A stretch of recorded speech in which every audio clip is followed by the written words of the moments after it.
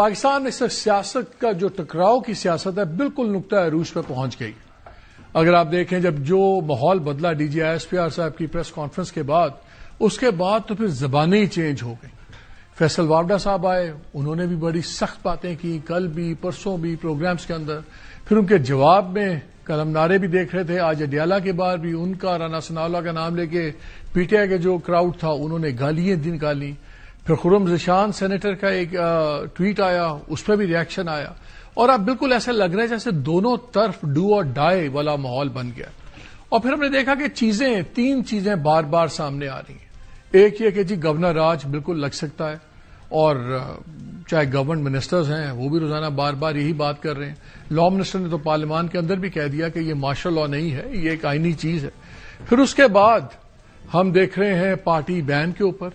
کل بھی میں نے رانا ثناءاللہ سے سوال پوچھا تو ذرا ان کا جواب سن لیں، انہوں نے کیا کہا. D G I S P R کا بیان ہے وہ بڑا دو ٹوک ایک پیغام دیا ہے. ایک ایک لفظ جو ہے وہ باقاعدہ سوچ سمجھ کے پہلے لکھا گیا ہوگا، اس کے اوپر غور و فکر کے بعد جو ہے وہ اس کو جو ہے وہ پریس کانفرنس میں دہرایا گیا یا بیان کیا گیا. جو آخری ٹویٹ عمران خان کے نام سے آیا ہے وہ تھا ٹرننگ پوائنٹ. جب ایک فیصلہ ہونا تھا تو اس فیصلے کے وقت جو ہے وہ یہ ٹویٹ بھی بیچ میں آ گیا، اور اس میں جو الفاظ استعمال ہوئے براہ راست. یہ معاملہ شروع اس دن ہوا تھا جس دن جعفر ایکسپریس جو ہے کو اغوا کیا گیا. جو بیانیہ جعفر ایکسپریس کے اغوا کاروں نے، دہشت گردوں نے اپنایا، اس بیانیے کو اسی وقت جو ہے وہ انڈیا کے میڈیا نے، افغانستان کے میڈیا نے اور پی ٹی آئی کے میڈیا، انہوں نے ایک ساتھ اس کو اٹھایا. جو ٹویٹ آیا ہے، کیا گورنمنٹ اب رانا صاحب سیریسلی سوچ رہی ہے غداری کا مقدمہ قائم کرنے کا عمران خان کے خلاف؟ میں اس امکان کو رد نہیں کرتا. لگتا یہ کہ شاید پیغام جہاں آپ نے بھیجا وہاں ملا نہیں. وہ پیغام ان کو مل جائے گا، پوری قوت سے ملے گا. یہ لوگ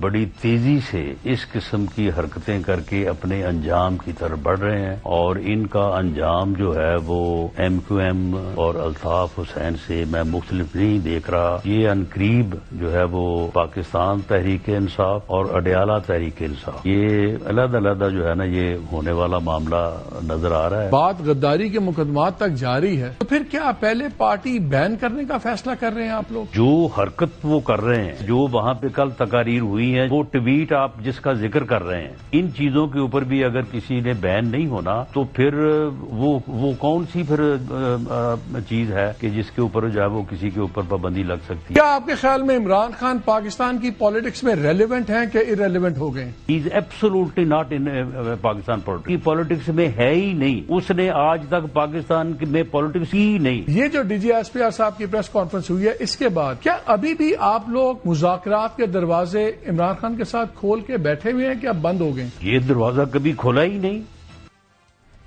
یہ دروازہ کھلا نہیں ہے. جب نظام حرکت میں آتا ہے پھر آپ کو چیزیں نظر آتی ہیں. پہلے ہم نے دیکھا الیکشن کمیشن نے یہ ڈکلیئر کر دیا کہ بیرسٹر گوہر نہیں ہے چیئرمین پارٹی کے.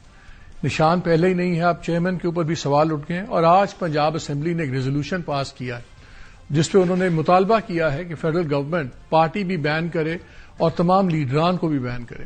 انٹرسٹنگلی یہ جو ریزولوشن ہے یہ پی ایم ایل این کے ایک ایم پی اے نے ڈالا.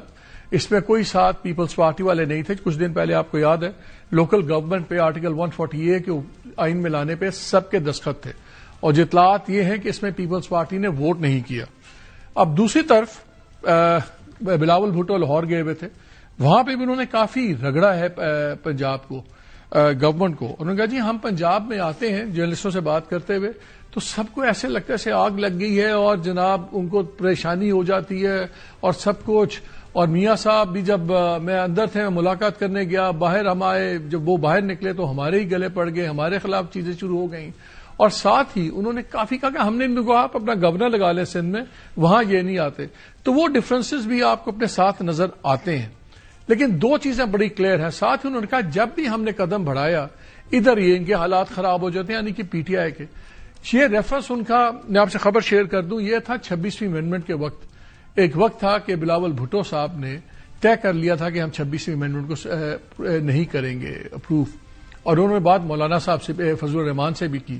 لیکن جب مولانا فضل الرحمان نے اس میں 2-3 دن لیے جواب دینے کے، اور پھر پی ٹی آئی والے خود 2 قدم آگے 1 قدم پیچھے، تو وہ چیز رہ گئی. ورنہ یہ جو قدم بڑھانے کی بات کر رہے تھے یہ انہوں نے کہا نہیں لیکن میں آپ کو بتا رہا ہوں یہ 26ویں امینڈمنٹ کے ٹائم کی بات ہے جب وہ بڑھا رہے تھے. لیکن سب سے خطرناک ایک خبر میں آپ سے شیئر کرنے لگا ہوں آج, before I come to the main thing کہ اب کہاں جائے گی بات. میری اطلاع یہ ہے کہ اسلام آباد میں at the highest level of the government ایک بہت بڑا فیصلہ کیا گیا ہے, اور وہ فیصلہ 2 حصوں پہ ہے. ایک تو اطلاع یہ ہے کہ یہ شاید انسٹیٹیوشن کی طرف سے بھی یہ مشورہ آیا ہے کہ جو آرمی آفیسرز یا دوسرے لوگ جن کو آرمی رولز کے تحت سزائیں ہوتی ہیں آفیسرز وغیرہ کو, ان کو سویلین جیلز میں نہ رکھا جائے اور ان کے لیے علیحدہ فیسلٹی ہونی چاہیے.